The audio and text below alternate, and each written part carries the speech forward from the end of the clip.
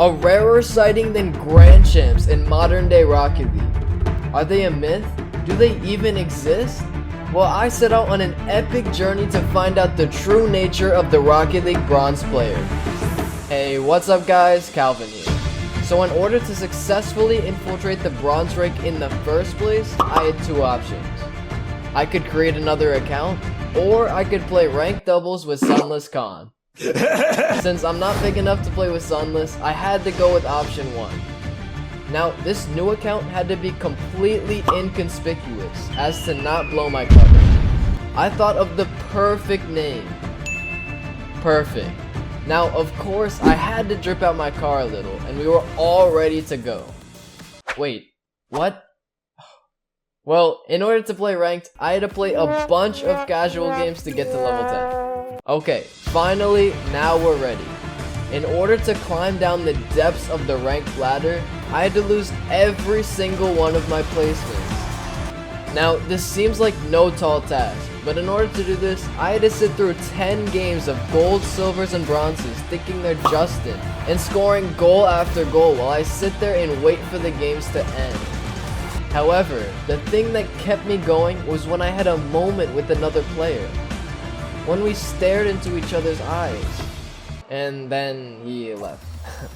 After my placement games, I got placed into my dream rank, Bronze 2 Division 4. The research could begin. Now, to understand the myth of the bronze player, there are 3 things I wanted to accomplish in the bronze ranks. I first wanted to understand the mind behind a bronze. I then wanted to find out their true skill level in-game. Finally, I wanted to see if I could teach a bronze player how to do a Rule 1. I began my investigation by getting to know the players in these ranks. I introduced myself with some small talk, but they seemed interested in other things. I tried over and over again to communicate with these mythical beings, but they didn't seem to understand my advanced speech techniques. If they couldn't understand chat features, I would have to try using visual speech. I began by trying Morse code, using my boost to see if they would be willing to speak with me. However, most of the bronzes I came across were super uncooperative and had an obsession with hitting the ball around. But then, I got a breakthrough. One of the bronzes used quick chat. I thought to myself, okay, I can work with this. This bronze seems to be intelligent. I tried using my own quick chat to communicate back to him, but then I ended up being toxic by nice shotting after he missed an open net.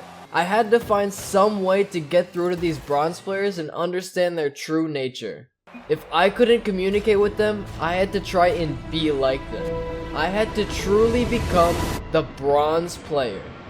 Thus, I began my second transformation. I would load into each bronze game and mimic the other players' every move. Through thick or thin, I would analyze their maneuvers, their whiffs, their tactical fakes, their missed shots, every single detail recorded and scrutinized until I could truly understand the thought process of a bronze player. Now, this was no easy task. There were challenges, there were times I wanted to give up and go back to Grandchamps. But finally, my metamorphosis finished. I was no longer Calvin's bad news, but instead, real Bronze 23. However, there was one thing I didn't understand. How come you haven't liked and subscribed yet? Come on, I'll wait. Now, even though my mind had adjusted to bronzeness, my mechanics were still too good. I had to find out the true skill of the bronze player. I set the opposing bronze players up with challenges that they had to complete. The only twist was that they didn't actually know what was going on, which is pretty typical for most bronzes anyway. 360 ooga booga booga! Now, the first challenge they had to complete was to score an open net. However, I didn't want to make the challenge too easy, so instead of letting them score from kickoff, they had to dribble the ball from their own half into the net. This was an intense battle between the bronze player and my net, as there seemed to be some kind of force field stopping them from scoring. The second challenge I gave them was to save a shot rolling towards their net. This was also extremely challenging for them, as they went in circles around the ball, whiffing again and again. The final challenge was to simply touch the ball once.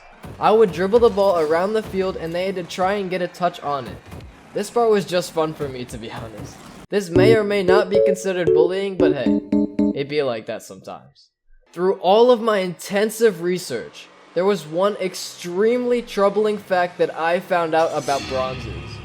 One fact that could eternally curse all bronze players to stay at the rank they're in. The thing I found out, and the thing that only I alone could change, was that bronzes do not stay in Rule 1. I know. Crazy, right? Well, for my final aspect of my research, and my hardest challenge yet, I took it upon myself to teach a bronze player how to Rule 1. Since I had fully converted to the bronze player and I had done all the necessary research, I was sure it would be no problem. However, the language barrier and the lack of game knowledge made it almost impossible. For each player I came across, I would try to force them into Rule 1s by chasing them around the field until we started smooching. However, every single time I did it, they would just leave the Rule 1 and go for the ball. I realized that bronze players are a lot like dogs, and like a dog, I would have to train them. The next few games, every time a player would break a Rule 1, I would tell them no and score on them. I made sure not to score otherwise to not confuse them, but they still didn't seem to get the memo. Game after game, player after player, nobody wanted to listen. I was fed up to my limit, so I went on a demo spree.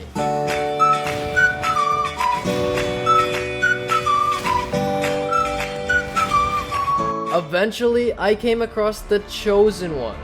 One player sent straight from Epic Games into my lobby. The one bronze player to break the curse.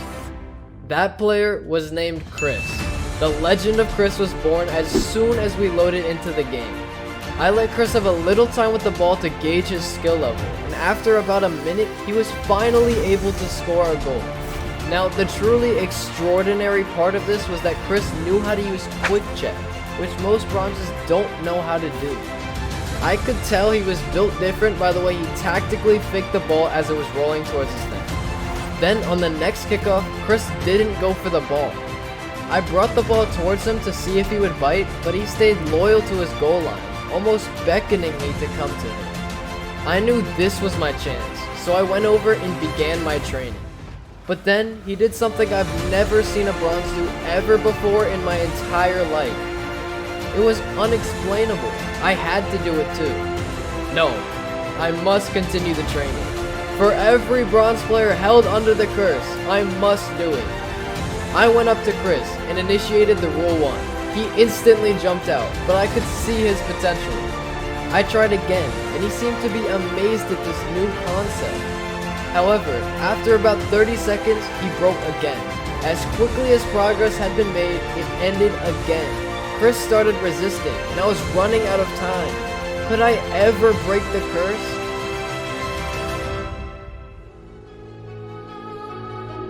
With 53 seconds left and one fateful smooch, me and Chris entered the Rule 1 to end all Rule 1. The one to break the curse for all bronzes forever. For all 53 seconds, we stayed in that mythical Rule 1. For his troubles, I gave him the dub and thanked him immensely. The struggle was over. I had fully realized the true inner workings of the bronze player. I could now return to Grandchamp in peace. Oh no, maybe I understand a little too much. Hey guys, if you enjoyed this week's video, make sure to like, subscribe, and turn on post notifications so you won't miss out on any amazing Rocket League content.